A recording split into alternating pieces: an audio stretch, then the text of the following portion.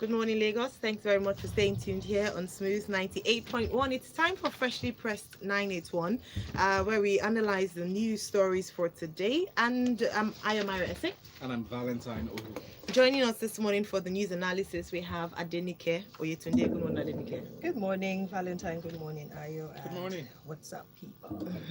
Adenike is Adenike Oyetunde on Twitter. We have Funmi Odude. Good morning, Funmi. Good morning. Funmi is at Funmi Odude on Twitter. And we have Ugo Dre. Hi, morning. Ugo Dre is at Ugo Dre on Twitter. All right, so this is how you can join the conversation this morning. Yes, you can send us messages through WhatsApp to 0809-444-0981. And you can also send it through Twitter at Smooth981FM. The hashtag is Freshly Pressed 981, and we're streaming live on YouTube. All right, so we'll go on to our first story for today. Yes, our first story is from the Punch newspaper. I'll come to you, Funmi, for your analysis on this story. Now, the River State Governor, Nyesom Wike, has threatened to drag the Niger Delta Development Commission to court over the alleged refusal of the agency to pay its counterpart fund of the Mother and Child Hospital project.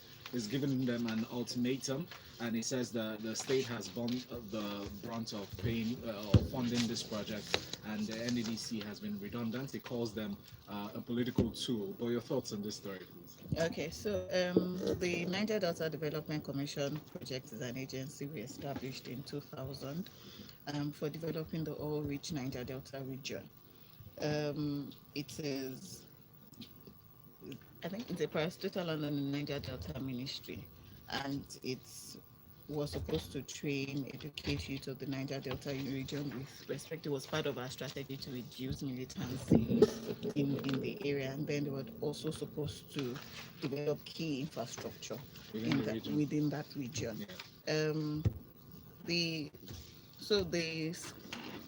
River State Governor is complaining that there was a project, and the hospital project in which it was supposed to be funded by the River State government and the NDDC, and that the NDDC has refused to provide its counterpart fund for that project. There's not many details with respect to that project, but I want to believe that there was an agreement in respect of it, and for him to be threatening to sue them and whatever. There is a response by the managing director of NDDC, who stated that the commission was committed to executing projects within the region, and that in fact several key projects have been designed by NDDC, but there seems to be a problem attested to by both Wiki and the managing director of the NDDC. So the governor's advisory committee has not been set up yet, and this is a problem that cuts across not just the NDDC. For this administration, we know that we always have challenges, either constituting boards or creating appointments on time, or even meeting up with some key agreements. Well, yes, there is that issue, but I can't remember what agency it was. There's another agency that we took forever. Is it the NSITF? We always have issues constituting the boards that we need to the boards that we need to in order for actions to take place. So we have quite a number of agencies and parastatals that we allocate we allocate sums to in the budget. It's affecting different because that's now it appears to be the defense of NDDC. We need, and the way that are established in the enabling laws, those boards and those committees are essential to carrying out some functions. And well, it is the way that democracy is. It's never supposed to be a one-man operation. It's never supposed to be an MD or a chairman's operation. Boards, committees are prescribed for almost every agency or parastatal of government for specific purposes. And so when we fail to constitute these boards, it affects activities. Just to satisfy my curiosity, and maybe curiosity of a few Nigerians listening, do you suppose there might be a way need to hold the NDDC accountable to this by, the rule of the courts? Do they enjoy some form of immunity, from the government in some sense? Immunity, no. They are created by law, which means that they can sue and be sued. And they are subject to the tenets of the law. Yes, they are. They are created by law. It's an agency that can be sued. So, no. Thank you. Premium Times has the next story. It's talking about NYSC. The Director General of the National Youth Service Corps, Shuaibu Ibrahim, has urged Nigerians and companies to stop interfering in the posting of corps members for primary assignments. It's usually a regular practice, Adenike, where people would like to be sent to their area of preference, states that they like. But the Director General said that is reminding Nigerians of a lot of the things, benefits for which the NYSC was set up in the first place. Okay, so he spoke at the opening ceremony of the sensitization workshop on the NYSC Act in Abuja, and I'm going to quote him. He said, "For the avoidance of doubt, corps members are assigned to serve in areas where their services are required in line with the national needs, with priority given to rural transformation." And he also did mention quite a number of things, enlightening Nigerians and the aspects of its operations. But one thing that stood out for me was the fact that he did not shy away from the challenges that the NYSC faces, and some he highlighted, which include, and of course are not limited to, the areas of the stakeholders' obligations, non-compliance with the regulations on mobilization, and exemption from service. He also did state that state governments must, of a necessity, provide and maintain orientation camps, corps members' lodges, and other essential welfare facilities, as well as office accommodation for the scheme.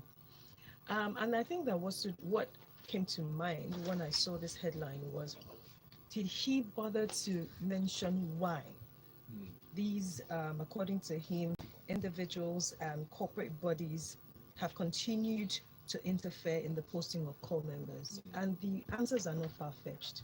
It ranges from a few things he mentioned. It ranges from facilities. It also does extend to security. It also extends to primary place of assignment.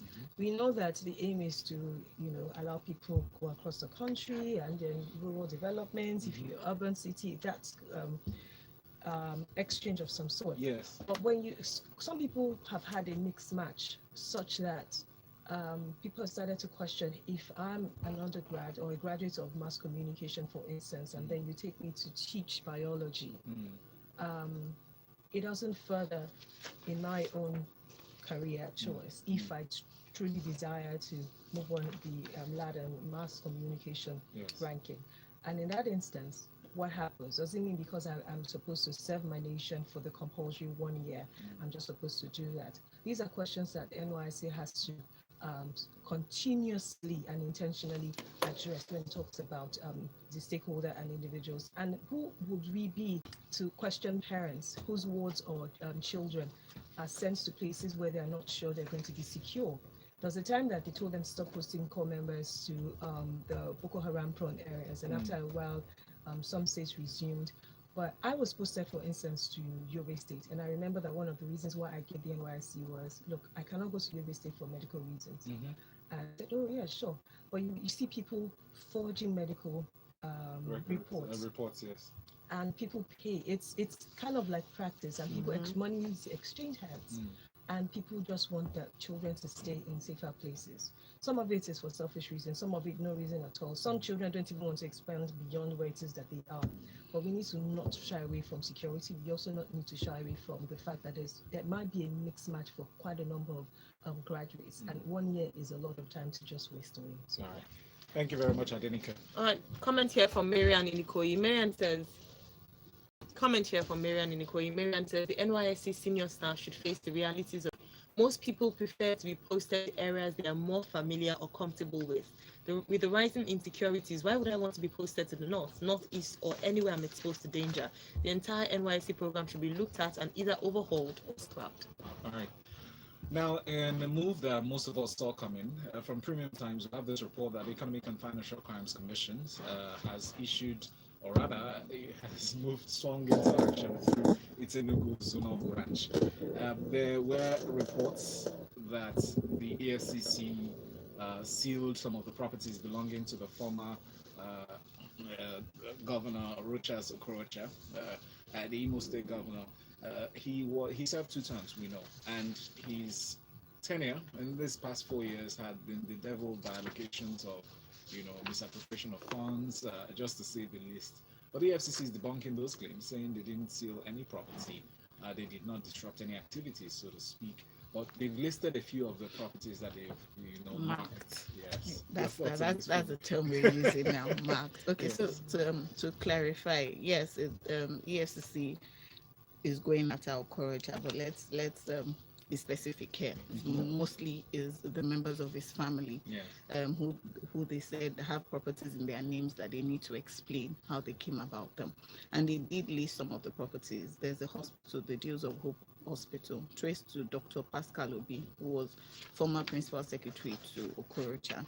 There's the Market Square supermarket and all-in-one shop, which is in the premises, or is said to be in the premises belonging to the Imo State Broadcasting Corporation, and and now hosts a Rochas Foundation College owned by the senator himself.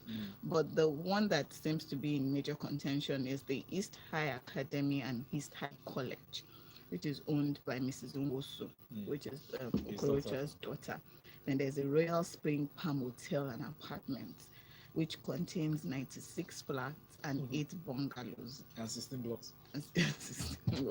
Which is an estate traced to Okorocha's wife. So the EFCC said that they had sent invitations out, which were ignored, which was why they marked the properties. They said they just marked them and they haven't sealed them.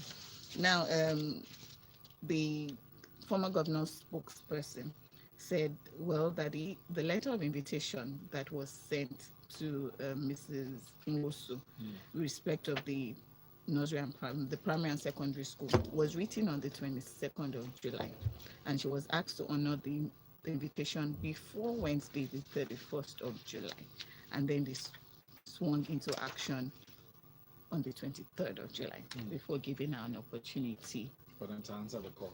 For her to answer the call. Well, this is not the first time we've seen something like this. With respect to EFCC. Sometimes I don't know if they're in a hurry. I mean, they've been anxious to do this.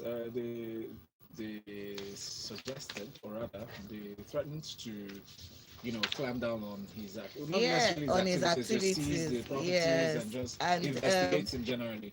I'm all for that. I'm completely all for that. But there's also the thing of let's do it properly.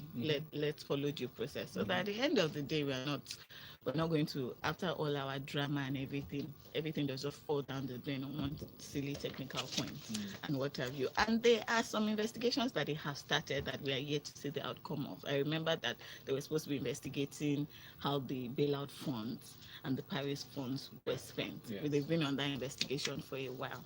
So we want the outcome of that as well. So yes, EFCC using all the powers that they have within the ambit of the law. And they do have enormous powers, especially with properties that are traced or traceable to proceeds of crime. They do have enormous powers under the law. So them exercising those powers, I have absolutely no problem with. But due process. From your purview, though, do you feel with the amount of power that EFCC has available to them to, make all these arrests or seizures, do you feel they are well equipped? Well equipped in what sense? I mean, in terms of, there are different aspects. In terms of the right equipment, let's start from there, from the back to the front, and then look at the one that really has been questioned a lot of times, the legal capacity to pursue this case to a conclusive end. These kind of cases. Well, the equipment of that is human beings. I feel very strongly that you know the answer. As with the Ministry of Justice across the states, for instance, we know for a certainty that the EFCC prosecutors are overwhelmed. And if you are trying to trace crime, the countries have moved past all this carrying of paper up and down. we still do a lot of these things. When are we going to deploy technology in doing this? And for that reason, I'm not sure that they have. No, but funny enough, Nigeria, we always find it easy to trace properties. I mean, we have a list of properties here. Finding them is one thing. It's what? Proving that and then EFCC is, well, not, should I say fond of, they are one agency of government that has no problem engaging private prosecutors. I mean, Festus Keyamo was one of their, before he has moved to the other side now, but Festus Keyamo was known as one of their prominent prosecutors, and they have senior advocates of Nigeria on their payroll as part of their prosecutors. So yes, this is one agency of government that has never had a problem engaging private prosecutors. Thank you, Funmi. Our next story from Thisday newspaper, AMCON, that's the Assets Management Corporation of Nigeria. They've taken over, they have actually come in to say that Nigeria stands a chance of not being able to recover about 5.5 trillion naira bad loans that they've been given the responsibility to recover. They said the reason is because some of the persons that were found wanting and responsible for some of these bad loans are holding leadership positions in the country. Still, same cycle of issues that we've been experiencing since 2016, where the banking crisis started. What are your thoughts on this, Ugo Dre? Yeah. AMCON CEO, I think Kuru, that's his name. Yeah. Yes. So he didn't start. He hasn't. This is not the first time he's been complaining. He's been complaining about this for years. I think one of the first major complaint was 2017 when he told everybody, CEO, I cannot collect this money. These people are not paying me. There's nothing I can do, And now, I think sometime early this year, I think the vice president also weighed in when they paid him a visit. That he said that look, that it was high time that the government does something about these bad debts, and that they were going to punish them, expose them.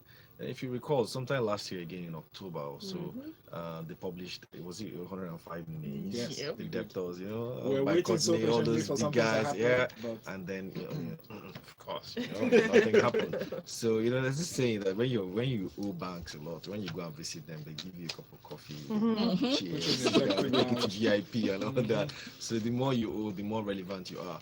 So, but this is a big problem though, and now that AMCON is beginning to make so much noise and all this, I'm actually getting very worried because it's looking like, what, we might not recover this money, and it's a lot of money.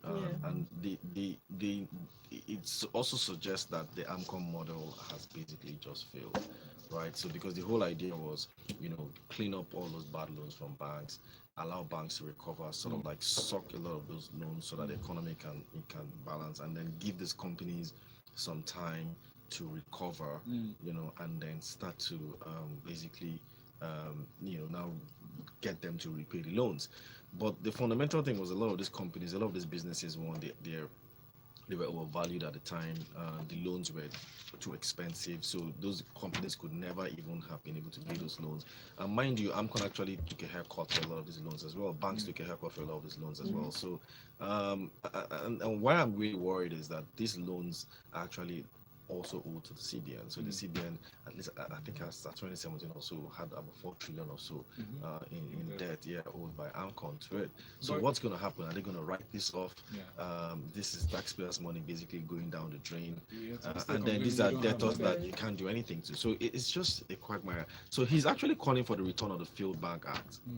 I don't know if you remember that act. Yes, it was decreed during Abacha time, and then it was a very, very menacing decree. And that the fact that he's calling for it suggests that extreme cases. Yeah. Thank you, Ugo. All right, Ugo, I'll stay with you for the next story. NNPC suspends cash call payment to Italy's ENI. This is from Thisday newspaper. So, cash call, or the share of operating costs for the joint venture between NNPC and ENI, they have issues that they've been trying to resolve. Can you please tell us what's going on there? Yeah, not really a big issue, a big deal really. So NNPC owes cash calls to private companies that it has JV contracts with, and over the years they actually haven't been paying, and I think they've basically now started paying it down during Buhari era and during the era of the past, the immediate past GMD. So started paying it. That used to be 5 billion or there, about $5 billion. I think they've paid out about 2.3 billion. I think they've also even paid off Mobile as well. So, but any payment, they said they've suspended for about 3 months now because they've had issues. They're also yes. thinking of not renewing any license Yeah. because according to them, the NNPC wants to take over through NPDC. They want to operate those assets themselves. So I don't think it's a cause for worry. The headline spooked me a little bit because I was like, look, are we going back to the days of not paying our own cash calls? Because it's important that you pay those cash calls. The $5 billion was accumulated over the years. Before when NNPC declares money, because state governments just go in and they just share it, and there's nothing left. So they've basically been consistent at paying these cash calls, and I think it's important that they continue to pay because it also helps Nigeria's credit rating. All right, brilliant. Thank you very much. Funmi, I'll come to you for the next one. Guardian has a story around what happened or what ensued yesterday in the Senate as Uproar objections greet Amaechi screening Senate. Okay, yes, and the story revolves around a policy that I'm in for the first time. So apparently there is a convention in the House where they grant automatic confirmation to nominees that have served either in the national or state. And so what we had was a situation where several members of the Senate wanted to question Amaechi regarding several issues, and they were stopped from doing so because it's supposed to just take a bow and leave, granted automatic confirmation. And this is very worrying because the basis of confirmation, I'm wondering if having served in a legislative capacity automatically gives you the necessary tools or abilities that we feel you need to be a minister. And what's particularly worrying in this instance is this is somebody that has served in the last 4 years, much more than anybody. He's somebody that should be questioned regarding several things that were in his purview.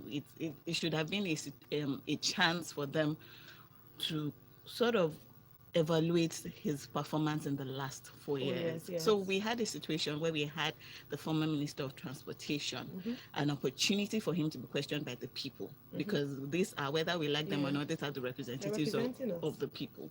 So we had a chance whereby one of the key positions in the last administration 4 years, and that transportation was a major area where we had a lot of promises and where we would have wanted to know the state of affairs as it stands there. So we had the opportunity of the people or the representatives of the people questioning him. And then we could not take that chance because there is this policy that because he has once served in the State House of Assembly, his nomination is automatic. Isn't it interesting? It's worrying. It's something that we should call upon as senators to review. That policy. There's nobody that should come into the House that should not be questioned just because he's been your colleague before. Exactly. Right. Isn't it interesting that the ex-governor of Gombe State, Danjuma Goje, also drew attention to Order 3 of the Senate Standing Rule? He contended, the decision, saying that was never in the group. That State House of Assembly was not in that group of persons. Yes, that should only be federal. So why should he, whether it's even federal or state, it should just. Being a legislature is completely different from being a minister. Yes. This is an executive position. Yes. So we should be able to question you. All right. Thank you very much, Funmi. Adenike, let me come to you for the next one. So the Director General of the National Agency for the Prohibition of Trafficking in Persons, NAPTIP, Dame Julie Oka, yesterday during the World Day Against Human Trafficking, raised alarm over new emerging tricks in human trafficking on a daily basis. Can you take us through some of the things that she mentioned? Okay, so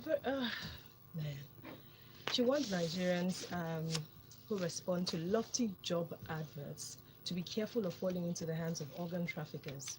And she also said that criminal gangs have devised means of achieving their act through rolling out of these advertorials for the recruitment of unsuspecting Nigerians as drivers, nurses, and maids, as well as fake offers of scholarship and recruitment by non-existent football clubs in some of the notorious Middle East countries. And, every time I hear NAPTIP, something comes to mind. There used to be a program on NTA. I can't remember the title, the name of the show, but I remember Tinamba. And it was specifically funded, pushed out by NAPTIP. And it was relatable stories trying to push the narrative of how they needed to educate every single person on human trafficking. There is a show, a documentary, Joy, exactly. And it's very relatable. And I feel like now that NAPTIP is talking, the talk is cheap. I also understand that, yes, Nigeria has been moved in ranking. She used to be tier 2 watch list, but now she says, let me quote her, like I have said in several fora, we in NAPTIP are gratified but not satisfied that Nigeria was upgraded to tier 2 from tier 2 watch list, which the country has occupied for 2 years. And this is because this is coming from the US Secretary of State, Mike Pompeo.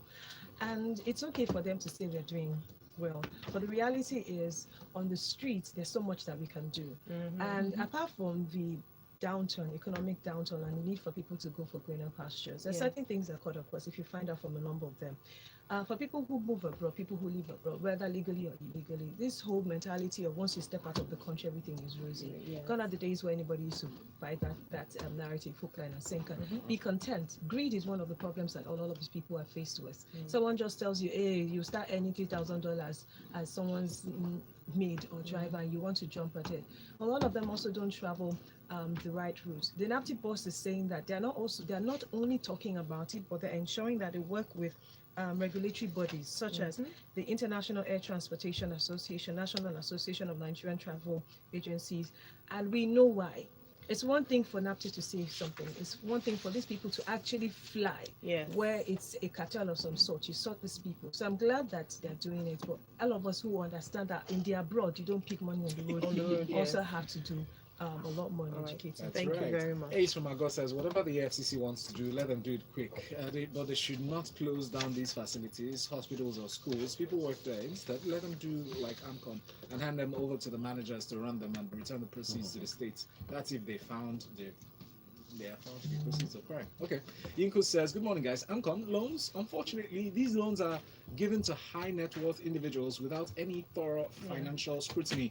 Just as the House of Assembly takes a bow for returning ministers, loans are awarded in the exact same way. Our institutions have failed us. Right, Ugo, I'll come to you very quickly for this one. Government targets $3.5 billion investment in gas flaring. Punch has this news story through the Nigerian gas flare commercialization program. Please take us through this. Yeah, interesting story. So the government let out a bid that they sent out bids for contracts for gas flaring. As you very well know, gas flaring is a huge issue for us in this country. Data says I think we flare about 783 standard cubic feet of gas on daily, and this, the shocking thing is that this is basically even more than what we actually channel to the power sector, on a daily basis. So that's what's flared. So and they're hoping that by giving out these contracts, a lot of all this gas will be captured in and commercialized. And then if it's commercialized, it could also boost power generation by 3 megawatts. Everybody's trying to boost power generation. We're all trying to it's good news. So I mean, it's still just basically contracts. We hope that this thing will become active very soon, so that we can stop flaring this gas. Brilliant. Thank you very much. Adenike, final story. Federal government introduces new marriage certificates, new Telegraph. I have to leave that for the last. It just reminded me of yellow card. Yes. Am I still married? You need to go check. Okay. I remember in 2016, a class action was filed by Olumide Babalola. I remember, and it was against Ikeja Local Council and registered trustees of Association of Local Governments of Nigeria, challenging the council's power to issue modified marriage certificates different from the one provided for. And the judgment was that the issuance of customized marriage certificates by local government council contravenes Section 24 of the Marriage Act, which, by the way, is 1912. Wow. It's a 1914 Act that was. So when we're in amalgamation of court, Excuse me. Yeah. And a part of the Constitution. Now, this the federal government has introduced this new federal marriage certificates for all types of marriages across the country. And the permanent secretary is the one that says, she said existing couples who do not have their certificate issued by the Ministry of Interior are advised to visit the website to rectify their marriage certificate. It's also necessary for Nigerians to understand that I think a little over 300 places across places of worship across the country are Yeah. actually certified and registered places of worship. That you got registered in a mosque or by a pastor, it doesn't mean that It's a license. it's a license. Yeah. So you need to go. You just may not be regularly married. Wonderful. Yeah. Some people have been living in adultery and they don't know. All right, Lagos. Take it That's to all religion, we can. That's all we can take this morning. But please check your marriage certificate is valid. I don't know if some people will be happy or not. How do you know? Yes, some people are saying some people have been wanting to divorce. Yeah, this time. Like, All right, finally. so Adenike is Adenike Oyetunde, Funmi is at Funmi Odude, and Ugo is at Ugo Dre on Twitter. Thank you so much for being a part of the conversation this morning. At 8:15, we come back with the grapevine. There are many unmarried people. Oh.